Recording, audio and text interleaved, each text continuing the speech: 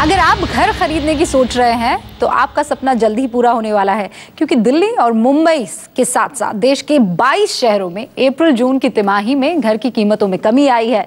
राष्ट्रीय आवास बैंक यानी NHB ने इसकी पुष्टि भी की है। देखिए।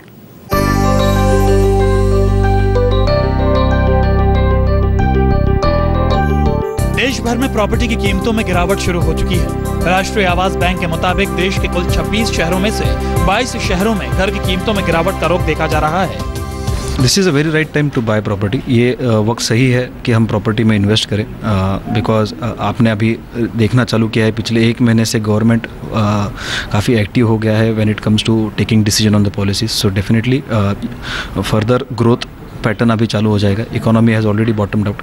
मेरे ख्याल से प्रॉपर्टी तो इंडिया में आपको कभी भी, जब आपको ठीक टाइटल में और ठीक लोकेशन में और आपकी रिक्वायरमेंट के हिसाब से अगर मिलती है, तो आपको छोटी मोटी जो मार्केट डायनामिक्स होती है, जो करेक्शन होती है या माइनर स्टैग्नेशन होती है due to speculation and investor sentiment, उसको नहीं देख के you should negotiate hard and आपको जो भी है खरीद लेना चाहिए अपने रिक्वायरमेंट के अकॉर्डिंग।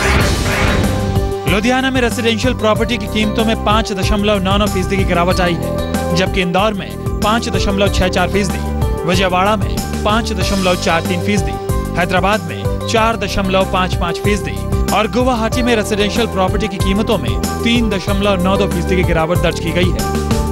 कोच्चि में प्रॉपर्टी की कीमतों में 3.37%, पटना में 3.29%, कोयम्बटूर में 3.26%, अहमदाबाद में 3.13%, फरीदाबाद में 2.42%, चेन्नई में 2.26%, जयपुर में 1.79% और भोपाल में 1.30% की गिरावट आई है।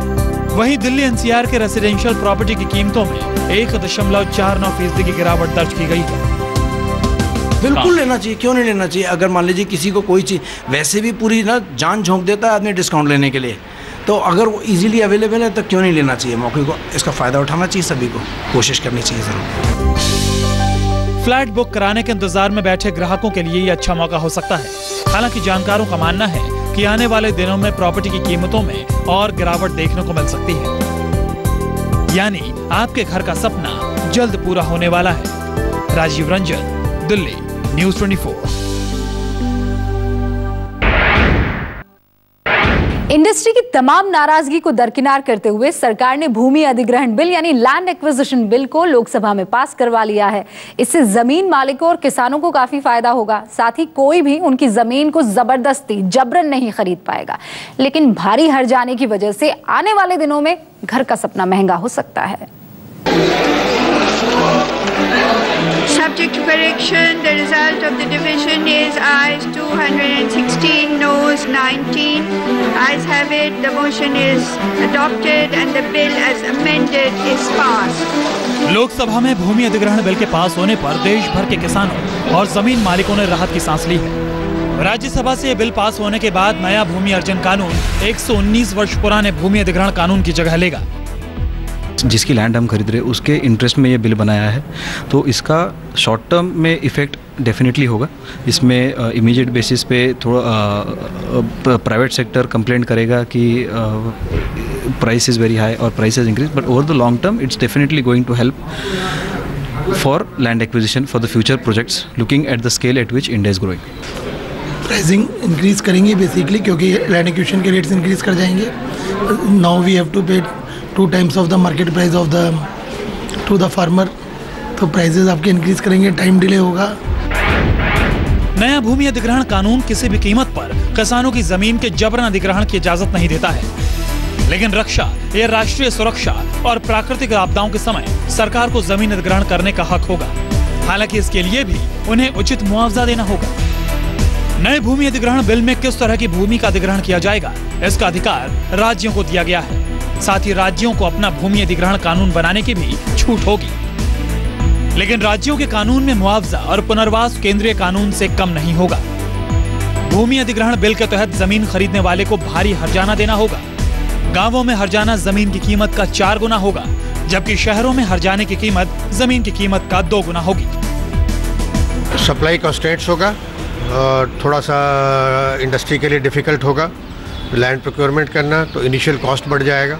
इनिशियल कॉस्ट बढ़ने के कारण से जो है प्राइसेस जो है वो बढ़ेंगे, और ज़्यादा जब प्राइसेस बढ़ जाते हैं तो इंडस्ट्रियल ग्रोथ के ऊपर ज़रूर इफ़ेक्ट आता है। उसी तरीके से आपका रियल एस्टेट का जो फर्दर ग्रोथ है उस पर इम्पैक्ट आएगा, जिसके कारण से सप्लाई साइड के ऊपर कंस्ट्रेंट होगा, तो प्राइसिंग फिर आगे बढ़ेगी। इसी रेट पे एक्चुअल इम्पैक्ट तो समय के साथ ही पता चलेगा, लेकिन लगता है कि ना ये थोड़ा सा कॉस्ट इसका बढ़ेगा, but time will tell actually, because दोनों पक्ष में बात करने वाले लोग हैं, क्योंकि जब इस बिल को ला रहे हैं तो इस पक्ष में भी बहुत लोग थे। Actually there is a machinery and the government system was functioning, क्योंकि ये भी सच है कि ना किसानों को, या जो लोग अभी तक के सफ़रर्स हैं, जिन लोगों ने ये कहा कि ना we have been victimized, they should get the adequate compensation.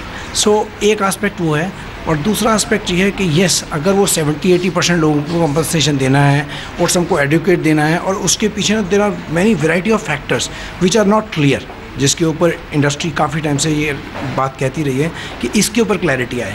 तो जब तक वो क्लैरिटी नहीं आएगी तब तक ये मुश्किल है कि क्या उसका कॉस्ट एक्चुअल इम्पैक्ट आएगा। So it is too early, but yes I think there will be impact. निजी कंपनियों के लिए 80% जमीन मालिकों की मंजूरी जरूरी होगी। पीपीपी प्रोजेक्ट के लिए 70% जमीन मालिकों की मंजूरी जरूरी होगी। साथ ही पूरा पेमेंट होने तक जमीन मालिक को जमीन से हटाया नहीं जाएगा। यही नहीं, जमीन खरीदने वाले को जमीन पर आश्रित लोगों को भी मुआवजा देना होगा। अधिग्रहण के कारण जीविका खोने वालों को 12 महीने के लिए प्रति परिवार 3000 रुपए प्रति माह जीवन निर्वाह भत्ता देने का भी प्रावधान रखा गया है। हालांकि जमीन अधिग्रहण बिल को लेकर इंडस्ट्री ने सवाल उठा दिए हैं। इंडस्ट्री चाहती है कि किसी भी प्रोजेक्ट के लिए सिर्फ 60% मालिकों की मंजूरी जरूरी होनी चाहिए।